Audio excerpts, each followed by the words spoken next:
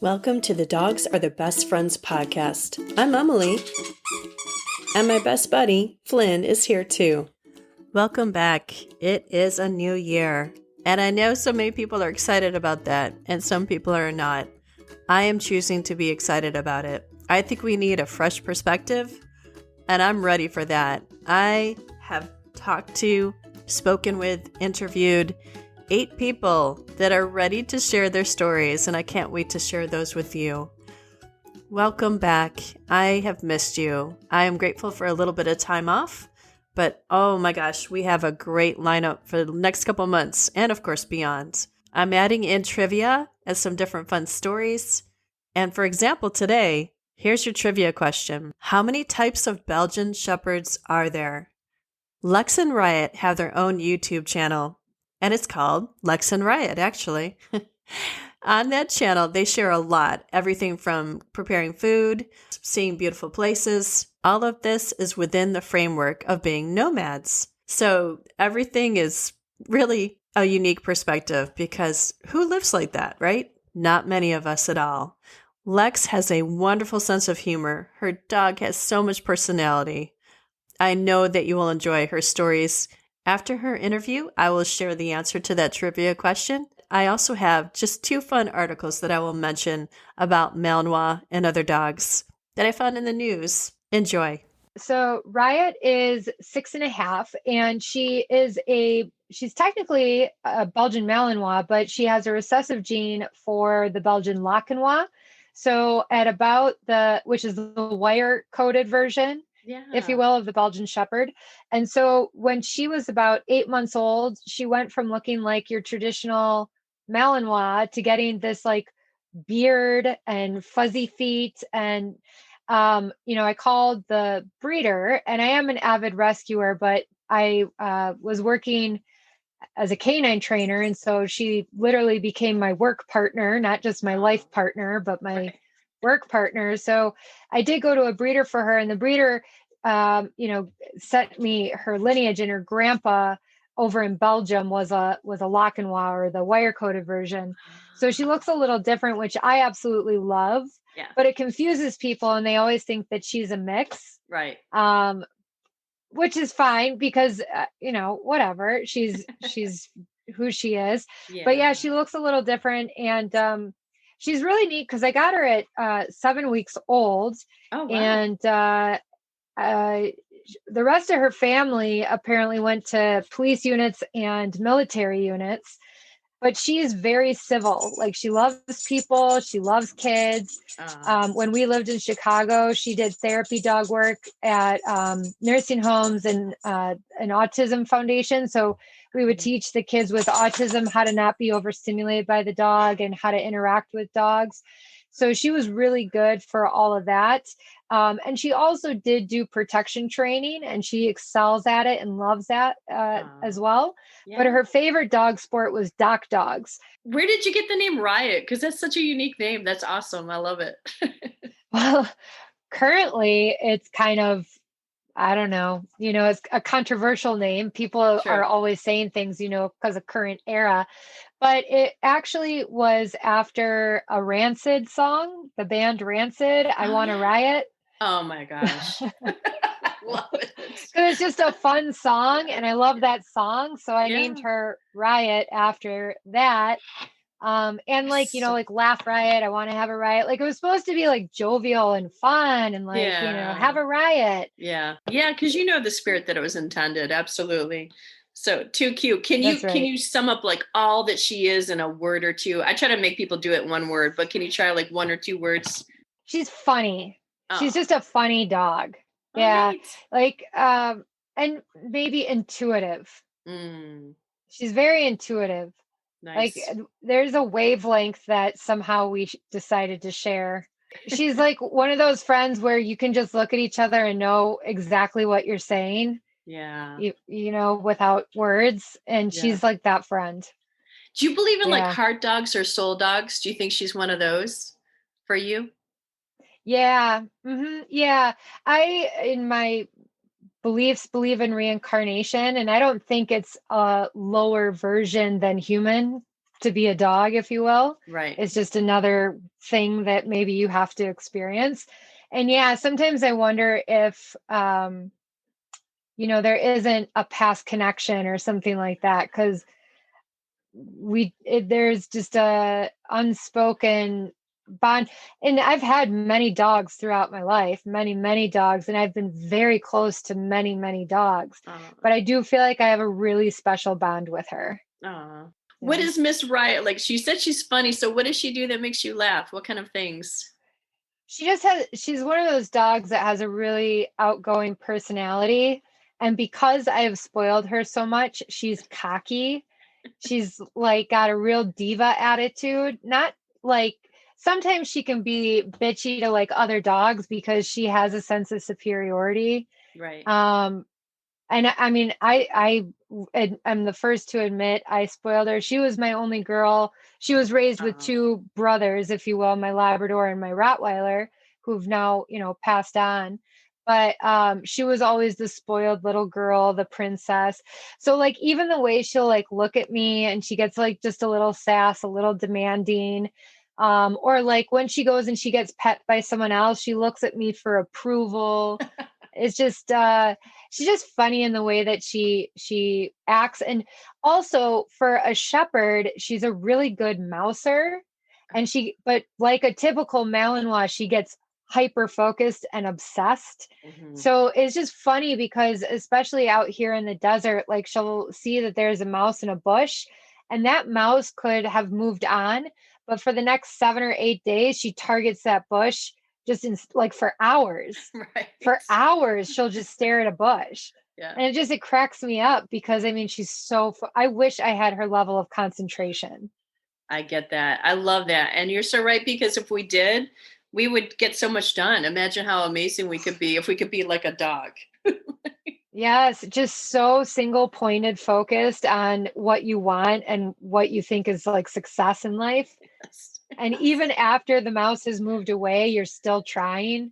Right. And there's joy in it. She's so happy to do it. Yeah. It's not like she's stressed out. She's not like OCD about it where, some dogs get like themselves anxious. She's not like anxious about it. She's like joyous. She's like, it could be there. It could be there. It could be there.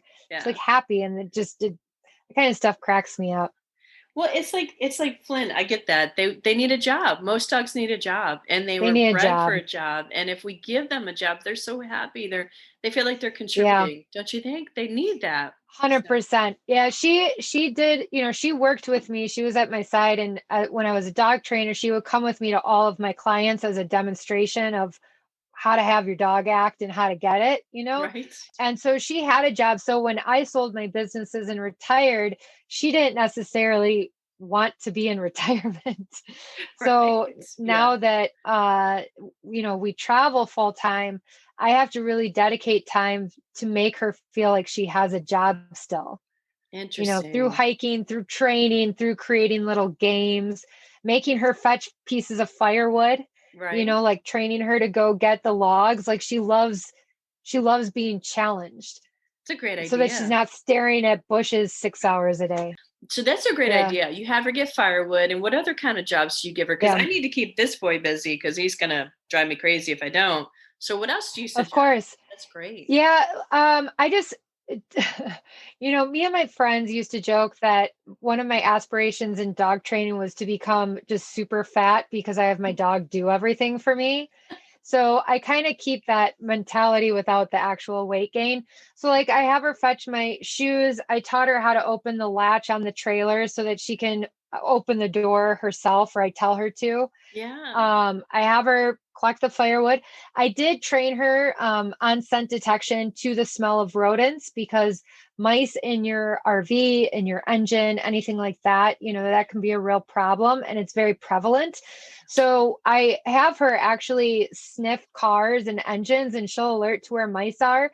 And she found mice in two people's rigs that they didn't know. And one of them had a nest and everything inside his engine compartment. Ooh. And we were able to find it because I taught her how to kind of like you would scent detect for drugs, or, I taught her other scent detection in the past. Neat. So now I just moved it on to the scent of mice, thing. And then I'm an avid hiker. It's one of the reasons that I love a nomad lifestyle is I go to Yes. places that I want to hike. I want to do this a bit. I And love it too. Yeah, I'm with oh, you. it's amazing. You can spend half your day hiking, half your day working, especially if you work online, because you're much more productive when you have something else you want to do. You're like, okay, I need to wrap this up in 4 hours or something so I can take 4 hours to hike. Right. But we go hiking 2 to 4 hours a day. And then she's a water dog. She loves to swim. Uh-huh. So as much as possible, I try and find rivers and lakes and different places to take her swimming. Do you have a favorite story to tell about her? The most amazing thing about Riot is by having her be my partner through the I grew my business with my Labrador as what I would call my demo dog, like the one that I would show clients, my capability. But Riot is such an intelligent dog and she picked up on things so quickly and she can do so many tricks. I mean, she grew my business to the point where I could sell it at, before I turned 40 and start traveling. Yeah. You know what I mean? And have some freedom. And we're not completely financially independent, but enough to travel for several years, you know what I mean? And do jobs we want to do instead of jobs we have to do. Yeah. So the most amazing thing she was the best business partner I could have ever asked for. Nice. And what I love that we're never apart for her whole 6.5 years. I mean, she literally came to work with me every day. I mean, I think it's why we're so close is because, I mean, we did everything together and we continue to. Dogs are good at teaching us simplicity. It's like all you really need is food, water, some shelter, a little bit of love, Right. A few and toys.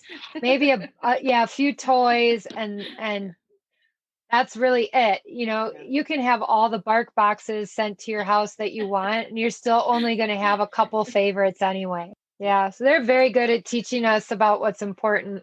Usually I ask people if you could go anywhere and do anything with your dog, what would it be? So do you have anything left on your bucket list to do with Riot? Oh, yeah. Yeah. Oh, yeah. I mean, we have like infinite travel plans, but one of the things I would really like to do with her is go to Alaska, Oh, wow. cross borders with her. But like, I do obviously have trepidation about crossing borders with a dog. There's special precautions. Up in Alaska, there's a lot more wildlife. You have to think about safety and whatnot. But I can't imagine going and exploring Alaska without her. So There's got to be beautiful. so many amazing smells for her that she just can't have in the lower 48. So True. it's like a buffet of smell for her, which could be good and bad depending. They know us. Dogs are a very, very good mirror for who we really are. Like if a dog is responding to you in a way that you don't like, especially if they don't respond that way to other people, they're putting a mirror in front of your face. You just probably don't want to see it. So true. Very true. Yeah. But they're very good at that. That is so true. It's so funny. And so I guess the question I want to ask you, which I always ask people is, any challenges that you've overcome with her that you'd like to share and just give advice on to other people? Yeah. The only real challenge I have with Riot is one, she can be a little bitchy with dogs. And really that's just learning what kind of dogs she's going to jive with and what dogs she's going to try and dominate and be like bitchy to. And I have to like warn the owner. They'll probably be friends, but my dog's going to be bitchy at first because your dog is like, which people don't always like. So that's been a challenge, but it's really just communication and knowing your dog and being okay with it. Like that's her personality. I'm not going to change her personality, you know? True. That's one. And two is she likes to eat everything. Oh no. So when we were camping by Joshua Tree last winter, every so often she'll find like food on the ground and, she's like a chow hound. She's very, very food motivated. Well, she ate maybe part of an edible or something. Like I don't use cannabis or anything, but she got cannabis poisoning. I had to rush her to the vet. Oh my gosh. And I learned from the vet that it's extremely common especially since marijuana was legalized and all that, because dogs like the smell of like burnt joints and stuff. Like it's kind of like burnt food, I guess, to them or whatever. Okay. But it was very scary because cannabis is super toxic to dogs. So she had to stay there and get her entire system flushed. It was like $1,000 vet bill, like system flushed. Yeah. So I've never run into a problem with her, and I watch her very closely, but like, you can't helicopter all the time. And so somewhere along the way, she ate something. It must have been on the ground. Someone threw something out. And we were going to go for a hike, and all of a sudden she was acting drunk and she couldn't focus her eyes and she was stumbling. And I'm, of course, panicking. Right. And, it was like one of those things that if you have a dog that likes to eat things off the ground and you have them out in new environments, you can't protect him 100%. You can do the best that you can. But like now I literally get out of the truck and I scan the entire area. If she tries to wander because she's off leash a lot beyond what I have like approved, I call her back. I'm so glad you shared that. I didn't even realize. I mean, I know it's toxic to them, but I didn't even think about when we're traveling. Of course, it's going to be around all over. You shared so much, and I'm so grateful for you to take this time and do this. And then, is there anything else that you want to share from your heart about your baby girl or about dogs in general? Oh, I think dogs are just a blessing. They're us without the cockiness of our conscience. They're so they're like what we could aspire to be if we didn't have such strong egos. Yeah.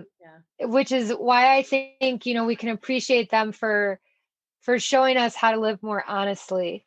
Like if we could just be a little bit more like our dogs, we would forgive so much quicker. You could get mad at someone and then, bite them and then move on and be best friends again immediately. It's amazing. You Right. take pleasure in the simplest, like they literally stop and smell the roses. They take time for everything. You can't find an animal that lives in the moment better and more joyfully. I mean, they're all about joy. And I think, when we slow down and we really watch how our dogs interact with the world, it can teach us a lot about how maybe we could be happier interacting with the world as well. Thank you. Great words of wisdom for sure. Thank you so much. It's so fun talking to you about dogs. I love it. I love it. Love it. Thank you. I could talk about dogs all day. Isn't Lex great? She's so personable and so smart and well-spoken. And most of all, she loves dogs. I will link to her YouTube channel and everything else, so be sure to check those show notes. This first article comes from National Geographic, and the title is Dogs Put Their Noses to Work Saving Wildlife. How cool is that? We picture dogs that track down wildlife when they shouldn't be, but there's some amazing work going on. And then they have these dogs like this Belgian Malinois that first mentioned, named Pepin. This dog has been to Zambian savannas to find evidence of lions, leopards, and cheetahs. And he's also been to the tropical rainforest in Myanmar, searching for wild elephants. Now, this dog uses his nose to do something kind of different. It's not to smell them like their skin. It's to find their droppings. This same Malinois not only found dung all over the world, but it also was able to locate dung that lay, and this is quote, on the stream's bottom under 10 inches of cold, fast flowing water, unquote. My mind is blown. The second article is just a short one from the Post and Courier out of South Carolina, Charleston, South Carolina, I should say. And the title is Who's a Good Service Member? Meet some of South Carolina's military dogs. Now, they have a gorgeous picture of a gorgeous Belgian Malinois doing some agility, and they talk about how dependent they are on these dogs. Even in this year, well, this is from 2020, just barely, but even in this current time that we're in, they said that there's nothing like a dog.